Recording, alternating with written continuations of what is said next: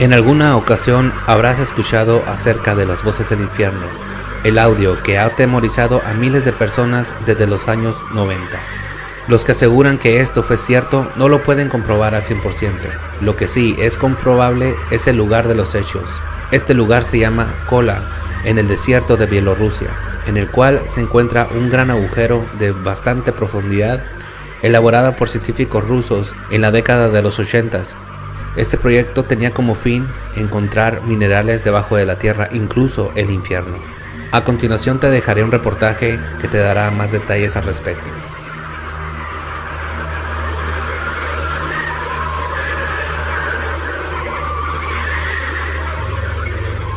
Estos son los sonidos del infierno, por lo menos es lo que se ha publicado.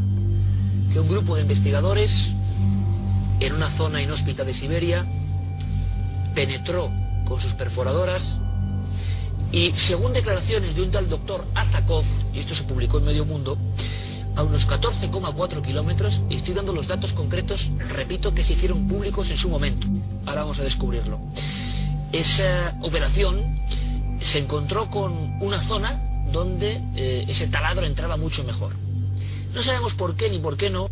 Decía que el equipo del doctor Azakov puso unos micrófonos. La temperatura subió muchísimo. Llegó a los 1000 grados centígrados y de pronto empezaron a surgir estos sonidos de gritos, de lamentos que ustedes han escuchado y que ahora vamos a analizar con atención. Esto se ha convertido, la historia de ese equipo de investigadores en Siberia en la época, digámoslo así, del muro de Berlín. Yo sabía que un buen amigo de este programa, el jefe de ciencia y tecnología del diario ABC, José Manuel Nieves, sabía más cosas increíbles, que les van a sorprender. José Manuel, como siempre, buenas noches. Buenas noches, Iker. Esta historia, lo hablamos tú y yo muchas veces, ¿verdad? Es difícil de superar en cuanto a todo el componente cinematográfico, sí, casi que tiene, ¿verdad? Parece un guión hecho, es profeso para ser llevado al cine o algo así, sí. Y un guión que yo creo, José Manuel, que además tuvo mucho impacto y lo sigue teniendo. Porque para mucha gente, y esto es lo importante, esos sonidos que ahora vamos a analizar se convirtieron en una causa de fe. Sí, absolutamente. Lo que pasa es que, como pasa con todas las cosas, ten en cuenta que estos sonidos fueron grabados hace casi 40 años. El experimento científico, el trabajo científico al que hacías referencia, es real. Claro, esa es la primera, que yo creo que ya me quedé aquí diciendo, ¿cómo, José Manuel, que no es leyenda urbana? ¿Que no se lo han inventado unos tipos? No, es real y forma parte de un proyecto ambiciosísimo que se hizo en la antigua Unión Soviética. Sabes que los soviéticos se caracterizaban por hacer proyectos majestuosos, muy grandes, y desviaban ríos y colocaban ahora este lago, me lo llevo a otro lado. Bueno, pues uno de estos grandísimos proyectos de la Unión Soviética querían perforar la corteza terrestre. ¿Con qué objetivo? Ni más ni menos. Pues para hacer estudios geológicos, querían llegar concretamente. La corteza terrestre es una capa muy delgadita, pero que tiene entre 35 y 70 kilómetros de espesor, según las zonas del mundo, ¿no? Entonces, en la península de Kola, en Siberia, el espesor de la corteza es de 35 kilómetros. Entonces ellos querían perforarla completamente para llegar hasta el manto terrestre. Es una zona de transición entre donde se acaba la corteza y empieza el manto, que se llama Mojo. Es un diminutivo de la zona de Mohorovicic, que se llama Mojo. No lo consiguieron porque se encontraron con dificultades técnicas a bastante menos profundidad de 35 kilómetros, ¿no? A 12 kilómetros y 300 metros, una cosa así, tuvieron que dejarlo. Pero una cosa, José Manuel, que esto es muy importante, y me gustaría más que viéramos alguna imagen. Este lugar existe y este proyecto es real, y esto pasó de verdad. Ahora vamos a ver qué son las voces. Esto es lo que estabas hablando, el pozo de Kola. Claro, exactamente. No solo existe, sino que es un proyecto científico, un proyecto geológico que duró más de 20 años. Es decir, duró desde el 24 de mayo de 1970, que fue cuando se empezó a perforar, y se fue cerrado completamente, o sea, clausurado el proyecto en el año 92.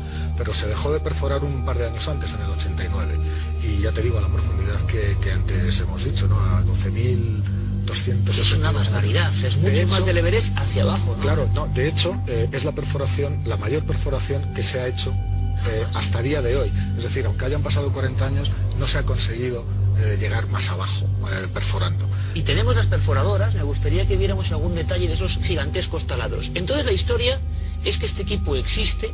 Al parecer alguien es indiscreto en aquella época.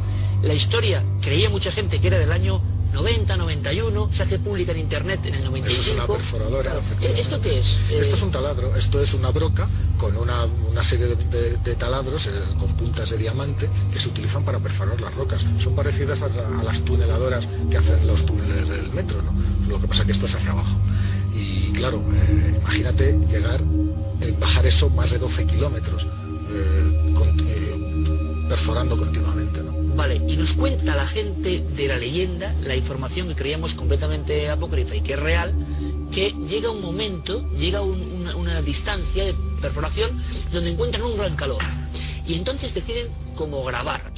Pero también hablando con miembros del CSIC, el doctor Balbuena, geólogos y diferentes especialistas, os hablaban que sí, que se han hecho grabaciones, vamos paso a paso, que se ha grabado esas profundidades. Vamos, muchos científicos, y hay de todo.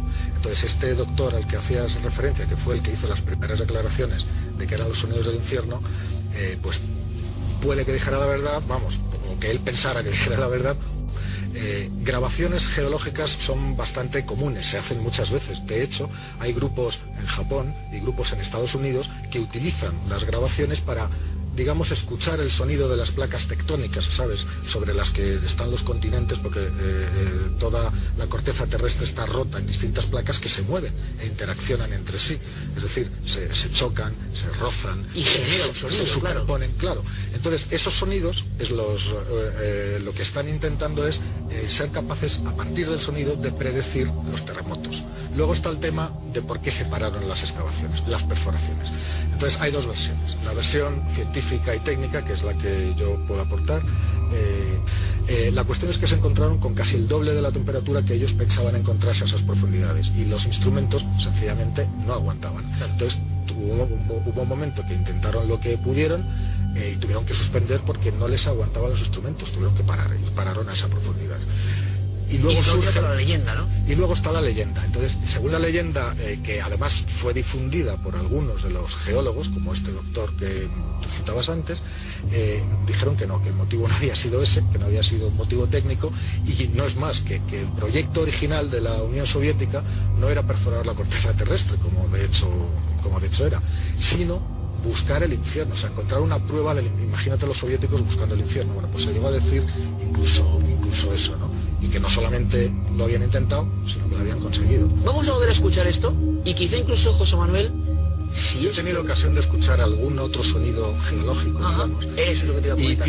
Y tiene un cierto parecido en algunos aspectos, no hay dos puntos iguales, pero lo que yo he oído otras veces son, pues imagínate, chirridos, que pueden ser muy bien la explicación lógica de estos gritos. Vamos a escucharlos, ¿te parece? Que la gente lo escuche, la grabación en completo, y luego tú me comentas qué podría ser. Pertenece a esa grabación concreta que se hizo en el Pozo de Kola, en Siberia, entre los años 70 y 1980 aproximadamente. Escuchamos, por favor, muy atentamente. Estos son los sonidos que dieron la vuelta al mundo, llamados sonidos del infierno por parte de un equipo de investigadores reales soviéticos.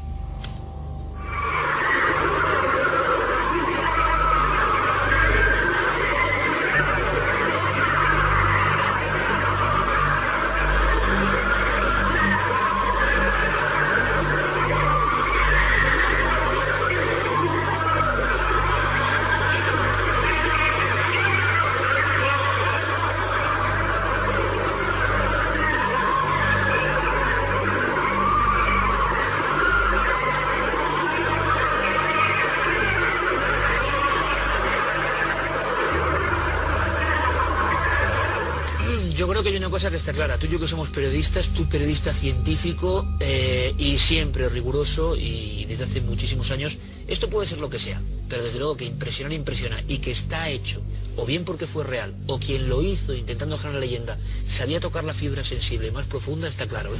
Ten en cuenta una prueba científica, lo digo entre comillas, de que el infierno existe. Y mucha gente lo creía, se tenían algunos sonidos eran como tan reales que... Sí, porque es muy real, muy raro, tampoco es exagerado, y claro, cuando se empezó a difundir en algunas emisoras de países del orbe soviético, pero que había más libertad, causaron un impacto. Y en Estados Unidos.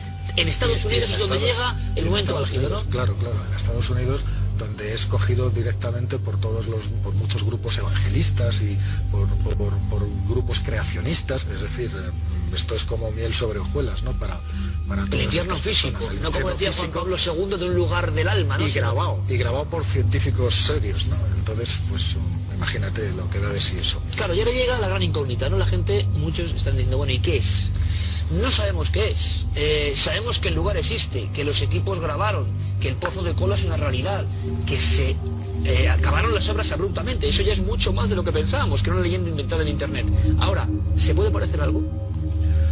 Pues, escuchado lo que hemos escuchado, se parece a un montón de gritos, efectivamente.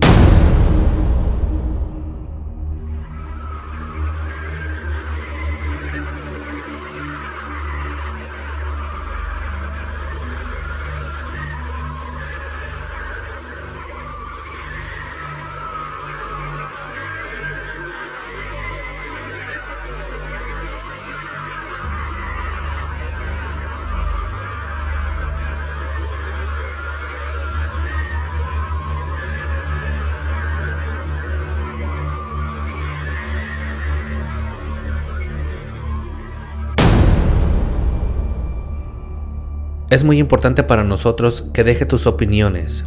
Si te gustó este video, dale like, compártelo y no olvides suscribirte.